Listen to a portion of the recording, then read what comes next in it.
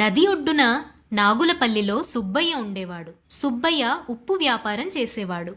రోజూ పెద్ద పెద్ద ఉప్పు బస్తాల్ని నగరానికి తీసుకువెళ్ళి విక్రయించేవాడు. నగరానికి నాగులపల్లికి మధ్య నదిని దాటుకుని వెళ్ళేవాడు. దీనికోసం సుబ్బయ్య ఓ గాడిదను పెంచేవాడు. దాని పేరు చిట్టి. చిట్టి సోమరిపోతు. బాగా తినడం, గురకపెట్టి నిద్రపోవడం ఇవంటే దానికి చాలా ఇష్టం.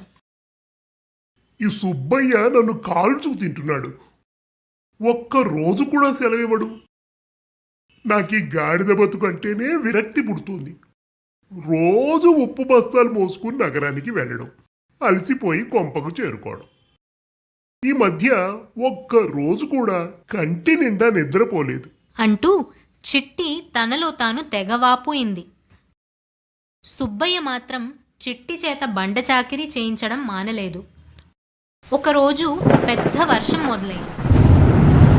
కుండపోతగా వాన కురుస్తోంది. ఇవాళ సుబ్బయ్య నగరానికి వెళ్ళడేమో.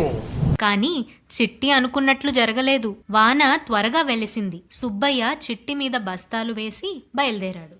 సుబ్బయ్య గారు, ఇది అన్యాయం. చిట్టి అయిష్టంగా బయలుదేరింది. నది దాటుతున్నప్పుడు చిట్టి బురదలో జారి పడింది.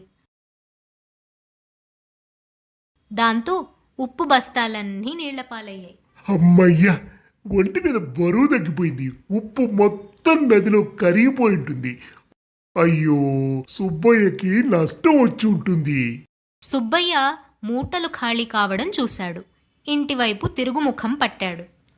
ఆహా, చాలా మంచి పనైంది. భలే ఇవాళ సెలవు, హాయిగా నిద్రపోతాను. చిట్టి భలే ఆనందించింది. ఆ రోజు నగరానికి వెళ్ళక్కర్లేదు.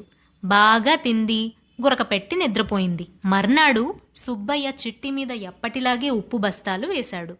నదిలోకి అడుగు పెట్టగానే చిట్టి తన పథకాన్ని ఆచరణలో పెట్టింది. అంతకు ముందు రోజు జారిపడ్డ స్థలంలోనే కావాలని మునిగిపోయింది. అరే, ఎంత పని చేసావు చిట్టి, మొత్తం ఉప్పంతా కొట్టుకుపోయింది. అలా వరుసగా మరో 2-3 సార్లు చిట్టి ఉప్పు బస్తాల్ని నీట ముంచింది. సుబ్బయ్యకి అనుమానం వచ్చింది. చూడబోతే ఈ సోమరిపోతు చుట్టి పని కట్టుకుని కావాలని నీట మునుగుతోంది. దీనికి గట్టి పాఠం చెప్పాల్సిందే. మర్నాడు సుబ్బయ్య బస్తాల్లో ఉప్పును కాకుండా దూదిని నింపి చిట్టిని నగరం వైపు నడిపించాడు. ఎప్పటిలాగా చిట్టి నదిలో నడుస్తూ గబుక్కున మునిగింది. దాంతో నదిలో నీరు బస్తాల్లో ప్రవేశించి దూది తడిసిపోయింది. బస్తాలు బాగా బరువెక్కాయి. అబ్బా, అమ్మ బాబోయ్, బస్తాలో ఏం నింపాడో ఈ సుబ్బయ్య. బరువు మోయలేకపోతున్నాను బాబోయ్. సుబ్బయ్యకి తన నాటకం తెలిసిపోయిందన్న సంగతి చిట్టికి అర్థమైంది. అందుక చెట్టే విను, ఈ మాయ నాటకాలు మానుకో, బద్ధకం వదిలించుకో, లేకపోతే నిన్ను వదిలించుకుంటా.